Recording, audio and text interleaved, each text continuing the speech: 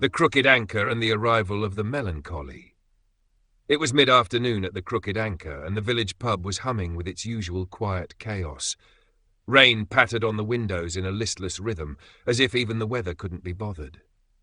David stood behind the bar, trying to coax Pete's fused pint glass off the table with a palette knife and a muttered prayer. The pint had apparently been resting so long in the exact same spot that wood and glass had become one, as if the table had accepted the lager as a new appendage. At this point, David said, gently levering the base, we're either looking at a miracle or a cursed relic. Pete, unmoved, stared through the window with the usual mix of serenity and haunting apathy, giving no indication as to whether he even remembered ordering the pint in the first place. Brian, meanwhile, sat at the bar reading his Devon Gazette, muttering under his breath. Something's off, he growled. Every fourth word's a synonym for urgent, and I've been to the toilet 3 times and haven't even had lunch. David looked up. Did you eat anything weird this morning? Brian shook his head. No, just the usual. Wait, my paper smells like almonds. They both stared at the newspaper. Is that page 9? David asked. Finally, Brian grumbled, and completely soaked in something suspicious. Before David could investigate further, Clifford burst through the kitchen door like a man with too many ideas and not enough boundaries. He was carrying a tray, proudly presenting his latest creation, 4 pale florets of cauliflower, each lightly steamed and infused with watermelon and honeydew, glistening ominously under the pub lights. Behold, he cried. Melancholy. Brian blinked. It looks damp. Clifford grinned. A revolutionary blend of mood and produce.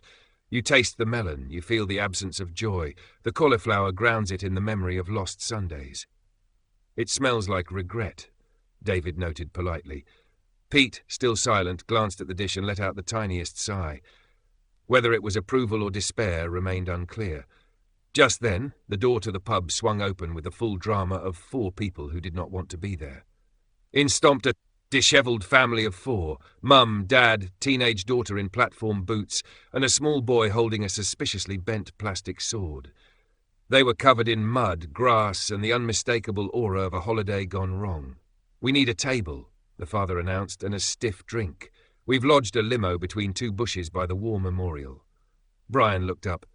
Why were you in a limo? It was part of the luxury rural experience package, the mother hissed, brushing a twig from her hair. We got a flat in a converted silo and a limo that can't handle gravel.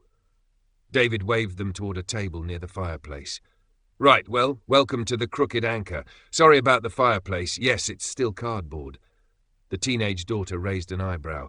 Is that cauliflower meant to look soggy and emotionally distant? Clifford stepped forward.